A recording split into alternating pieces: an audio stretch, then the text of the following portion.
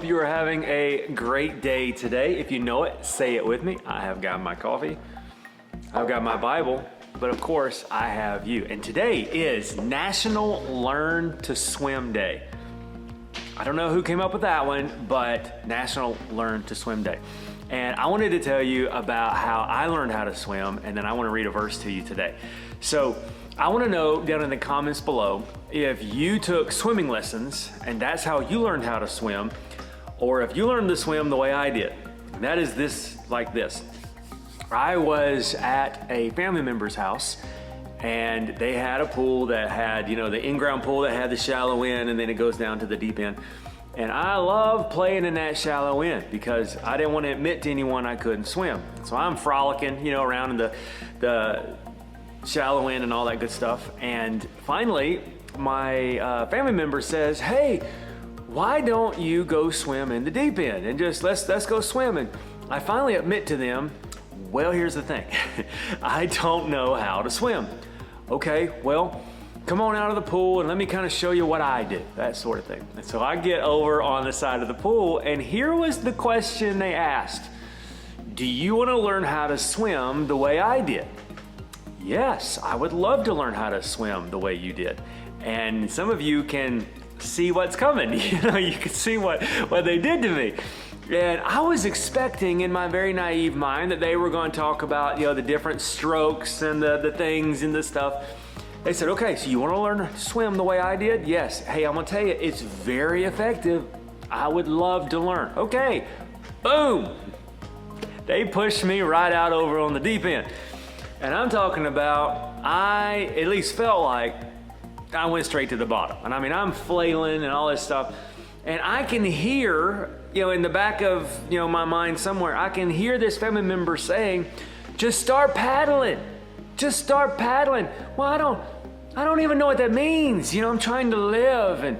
But I start doggy paddling, and I start, I'm kicking and I'm moving and I think I'm moving my head at some point. I'm doing the hokey pokey in the water, just trying to stay alive.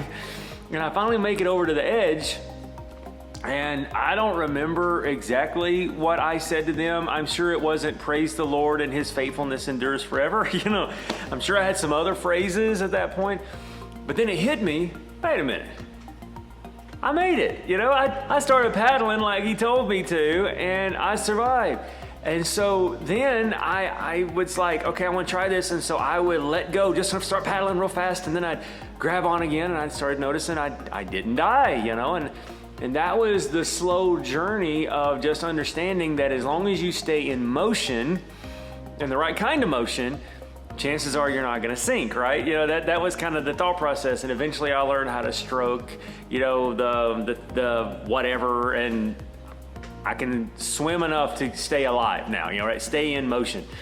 And I got to thinking about that because what used to be terrifying, the idea of getting into the deep end, was no longer terrifying. I didn't enjoy it for quite a while. I didn't enjoy being there, but I was no longer terrified because I knew what to do when I experienced that. And that brings me to the scripture today in Psalm 55, verse 22. It says this. It says, give your burdens to the Lord and he will take care of you. And I love this part. We always read that first part. Give your burdens to the Lord and he will take care of you. That's wonderful. That's great. But listen to this. He will not permit the godly to slip and fall. Another translation says he will not permit the righteous from being utterly cast down. In other words, it's one thing to fall. It's one thing to stumble. It's another thing to be cast down.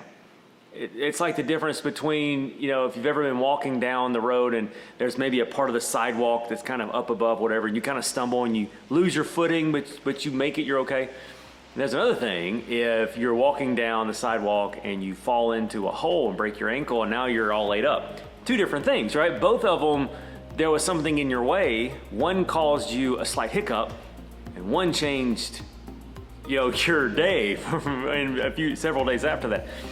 Well, that's kind of what this verse is saying. It's saying he will not permit the godly to break their ankle. You may stumble, but you're not going to be utterly cast down. And what that made me think of is there were times in my life when I was so afraid to have a problem, because every problem seemed like the end. Every bad day seemed like an utter failure, because I was so afraid that it was all up to me. And that doesn't mean I enjoy issues now.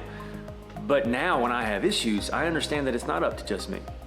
That there's someone so much better than me who is working in my life, that even when I'm having a bad day, he doesn't have a bad day.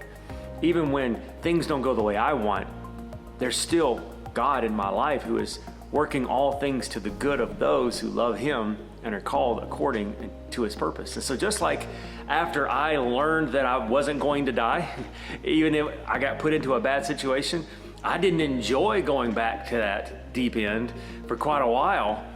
But I started to realize, I'm not gonna die. It might not be comfortable, it might be difficult, it might be exhausting. would rather stay over here. But if I find myself in the deep end, I'm no longer as afraid of it as I used to be, because I've learned that I'm not gonna die. And this verse gives me that kind of hope to say, he will not permit his godly to slip and to fall. And later in talking to my cousin, I asked them, I said, Will you have jumped in there and got me? If I'd had a problem. He said, of course, man. I wasn't gonna let you die. I just wanted to show you could do it. And I think about that now sometimes when I'm having a bad day or a bad season or a bad situation. I don't want to be there. There's nothing in any of us that wants to be there.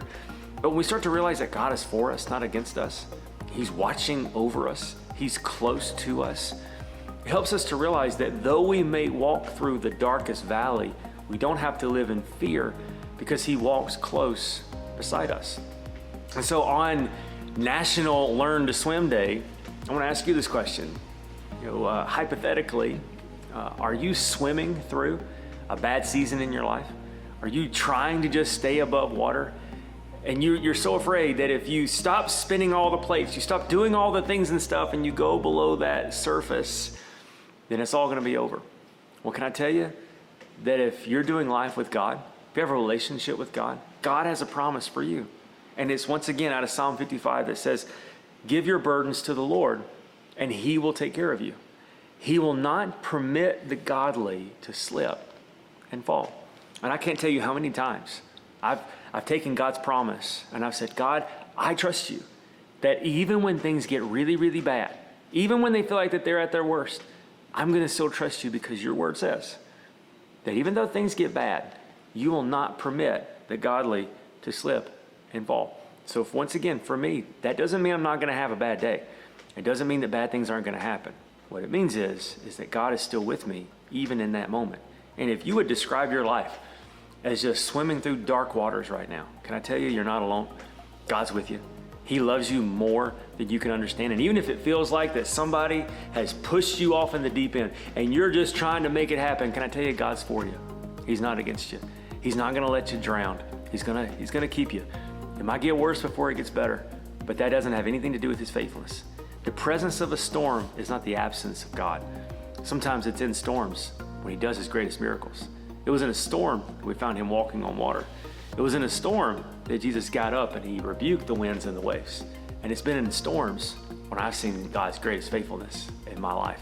So I hope you have a great day today. I hope you realize that God is for you and not against you. He is more faithful than we can imagine. And you're probably doing better than you realize. You know why? Because you're still here.